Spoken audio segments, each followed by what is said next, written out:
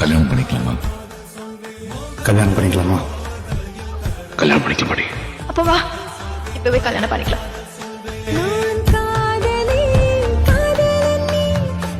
இனி காதல், பரிசுத்த காதல், அது மட்டும்தான் கட் அண்ட் ரைட்டா சொல்லிக்கிடுது.